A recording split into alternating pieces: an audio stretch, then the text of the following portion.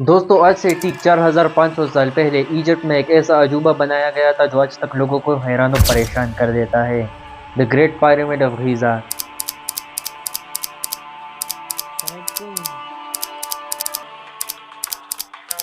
چاہے گرمی ہو، سردی ہو، بارش آئے یا طوفان، یہ بلڈنگ 4500 سال سے کھڑی ہے۔ جب لوگوں کے پاس نہ کوئی کرینز تھے، نہ بلڈوزرز، نہ کوئی ماڈرن ٹیکنالوجی، یہاں تک کہ ایجپشنز کے پاس پہیے بھی نہیں تھے، نو ویلز، مگر پھر بھی انہوں نے ایک ایسی مانومنٹ بنائی جو 4500 سال سے قائم ہے۔ آخر کیسے ہو پایا یہ؟ کیسے ان پیرامڈس کو بنایا گیا اور ان کے بنانے کے پیچھے وجہ کیا تھی؟ کیسے ان کے لیے زمین کو لیول کیا گیا اور کیسے اتنے بھاری پتھروں کو ایک دوسری جگہ ٹرانسپورٹ کیا گیا؟ یہ سب جان سکیں گے آپ آج کی اس ویڈیو میں۔ آج بھی پوری دنیا سے لاکھوں لوگ the great pyramids of Giza کو دیکھنے آتے ہیں۔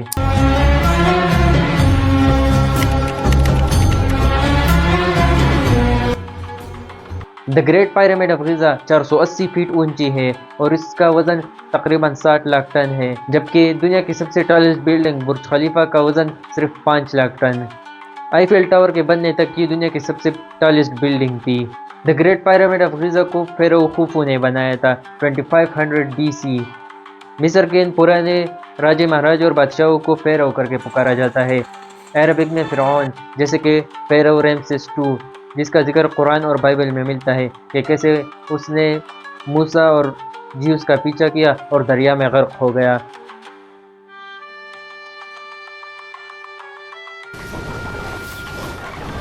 فیرو خوفو نے 2500 BC اس the great pyramid of Giza کو بنایا تھا، اور اس کے ساتھ ایک اور پیرامڈ بھی ہے، پیرامڈ آف خافرے، جسے خوفو کے بیٹے خافرے نے بنایا تھا، اور ایک تیسرا پیرامڈ بھی ہے، پیرامڈ آف مینکور، جسے خافرے کے بیٹے مینکور نے بنایا تھا۔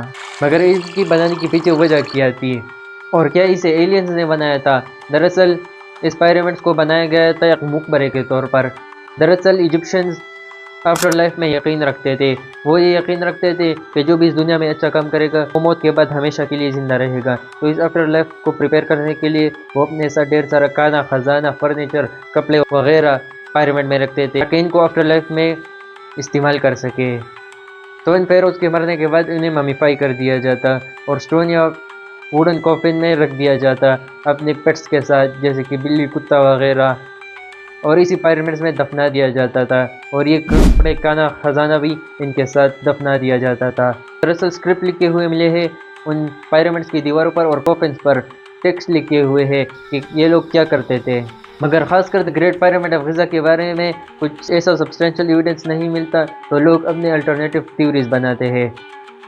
جب پہلی بار آرکیولوجسٹ اس the great pyramid of Giza یا پیرامڈ آف خوفو کے اندر گئے تو انہیں 3 ریلیکس ملے اور ایک کوفن۔ یہ کوفن خوفو کا تھا اور دوسرا جو کانا خزانہ تھا وہ کوئی لوٹ کر لے گیا تھا۔ سب سے پہلی تھیوری یہ ہے کہ اس the great pyramid of Giza کو پاور پلانٹ کے طور پر یوز کیا گیا تھا، اس سے اینشینٹ ایجپشنز بجلی جنریٹ کرتے تھے، اور اس کے ایویڈنس کے طور پر یہ بتایا جاتا ہے کہ اینشینٹ ایجپشنز ٹیکنالوجیکلی بہت ایڈوانس تھے، اور اس کے ایویڈنس کے طور پر اینشینٹ ایجپشنز کا کچھ آرٹ ورک دکھایا جاتا ہے کہ کیسے انہوں نے بلب ایجاد کر لیا تھا اور وہ بلب کو استعمال کرتے تھے، مگر یہ بس ایک کانسپیریسی تھیوری ہے۔ اصل میں یہ آرٹ ورک ایک ایجپشن مائتھولوجی کی سٹوری بتاتا ہے۔ دوسری تھیوری یہ ہے کہ ایک اناج کا بھنڈار تھا، اسے کراپس گرینری کے طور پر استعمال کیا گیا اس the great pyramid of Giza کو۔ اس تھیوری کو پروپوز کیا تھا 1998 میں امریکن پولیٹیشین بین کارسن نے۔ یہ ان کی پرسنل تھیوری تھی کہ جیزس کرائسٹ کے فادر جوزف نے دی گریٹ پیرامڈ آف غزہ کو بنایا تھا تاکہ اناج کو سٹور کر سکے۔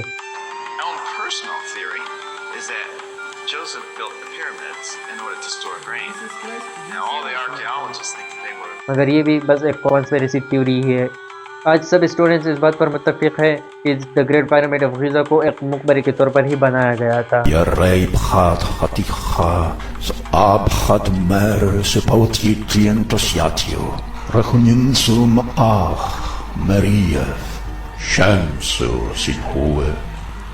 مگر اس پیرامڈس کو بنایا کیسے گیا تھا؟ مگر سب سے پہلے ایک مسکنسیپشن کی بات کرتے ہیں۔ آپ نے فلموں میں دیکھا ہوگا کہ کیسے یہ تھیوری مشہور کر دی گئی ہے کہ پیرامڈس کو سلیو لیبرز نے بنایا تھا، غریب مزدوروں نے، جن کے مالک کو ہنٹر سے مارتے تھے، کوڑے مارتے تھے، انہیں ہنٹر سے پٹائی کرتے تھے۔ اس تھیوری کو سب سے پہلے پروپوز کیا تھا ایک گریک ہسٹورین ہیروڈوٹس نے 5th سینچری BC۔ مگر یہ بس ایک مسکنسیپشن ہے۔ پیرامڈس کو جنہوں نے بھی بنایا تھا وہ ہائیلی اسکل لیبرس تھے، ان سے مار پیٹ کر کے کام نہیں کروایا گیا بلکہ انہیں اچھے سے کھانا کھلایا گیا، یہاں تک کہ وہ عام ایجپشن سے بہت زیادہ ہٹے کٹے تھے اور مضبوط تھے۔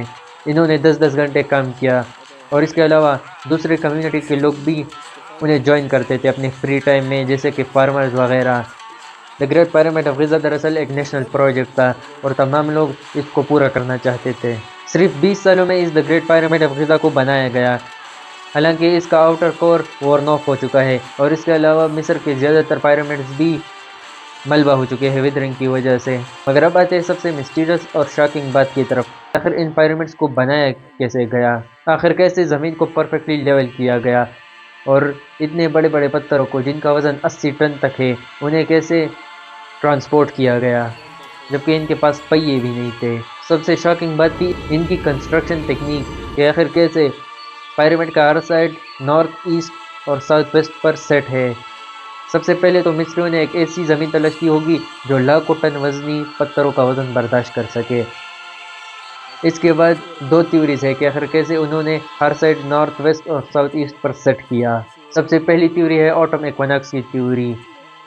جب زمین کا ٹلٹ اس طرح ہو جائے کہ 12 گھنٹے دن اور 12 گھنٹے رات ہو تو اسے آٹم ایکویناکس کہتے ہیں، اور زمین پر پڑنے والا سایہ بالکل اسٹریٹ لائن میں ہو towards east and west direction. دوسری تھیوری ہے رابرٹ بوائل کی اورین کوریلیشن تھیوری۔ یہ 3 پیرامڈ اورین بیلٹ کے 3 تاروں کے اسٹریٹ لائن سے الائنڈ ہے۔ یہ تینوں پیرامڈز فلکیات یعنی اسٹرونومی کو اچھی طرح سمجھتے تھے اور تاروں کو اسٹڈی کرتے تھے۔ ایک اور چیلنج ہے لینڈ کو لیول کرنے کا۔ دی گریٹ پیرامڈ آف غزہ کا لیول اگر تھوڑا سا بھی آؤٹ ہوتا تو 23 لاکھ پتھروں کا یہ پہاڑ ایک جگہ پر کھڑا نہیں ہو سکتا۔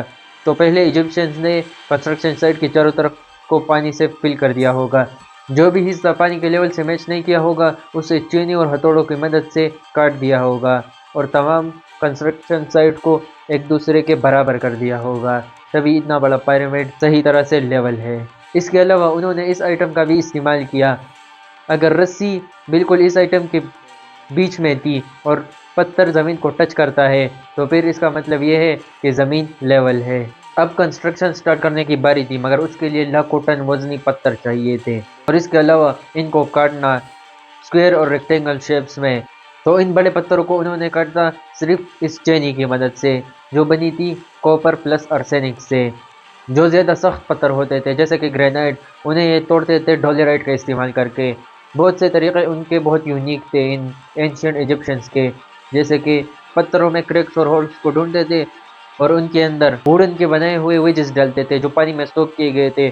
جیسے ہی وہ پتھر پانی کو ایبزارب کرتا تو ووڈ ایکسپینڈ کرتا اور وہ پتھر ٹوٹ جاتا تھا، اور ان پتھروں کو ٹرانسپورٹ کرنے کے لیے وہ رافٹس ہی بناتے تھے جو ندی میں تیرتی تھی، اور جیسے ہی وہ ندی پر پہنچ جاتی تھی تو اس پتھر کو ایک سلیج پر رکھ دیا جاتا اور پھر ویٹ سینڈ میں اسے گھسیٹا جاتا اور ان سلیجز کو ویٹ سینڈ میں چلایا جاتا تھا، جس کی وجہ سے فریکشن بہت کم ہوتا تھا کیونکہ سینڈ میں پانی کی ریشو ہوتی تھی اور یہ سلیجز آسانی سے سینڈ پر چلتے تھے۔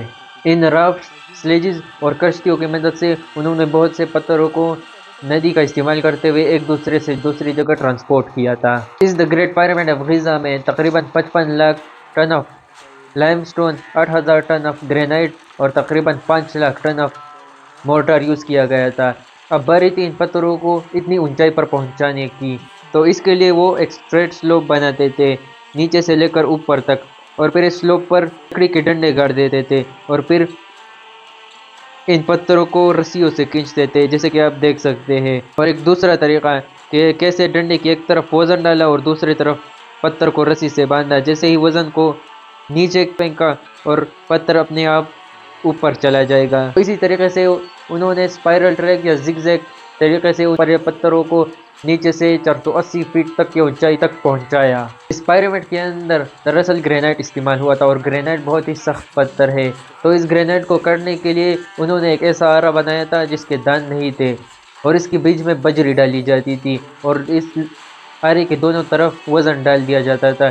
جب آری اس گرینائٹ کے پتھر پر چلائی جاتی تو وہ اسے کاٹ دیتی تھی، اور اسی طرح پیرامڈ کے اندر گرینائٹ استعمال ہوا ہے لائم سٹون اور مورٹار کے ساتھ۔ اور ان پیرامڈ کے بننے کے بعد اس کے باہر تہ کو فائن وائٹش لائم سٹون سے رنگ دیا گیا تھا. جب سورج کی روشنی ان پر پڑتی تو یہ بہت خوبصورتی سے چمکتے، مگر اس کا آؤٹر لیئر اب وورن آف ہو چکا ہے اور ویدرنگ کی وجہ سے یہ خراب ہو چکے ہیں. تو یہ تھی دا گریٹ پیرامڈس کی مسٹری جسے ہم نے سالو کر دیا، کہ کیسے انہوں نے پتھروں کو ٹرانسپورٹ کیا، زمین کو لیول کیا، اور کیسے جو ورکرز کام کر رہے تھے وہ غلام نہیں تھے بلکہ ہائی سکلڈ لیبرز تھے. اور یہ ایک مقبرہ تھا. امید ہے آپ کو یہ ویڈیو پسند آ گئی ہوگی. شکریہ.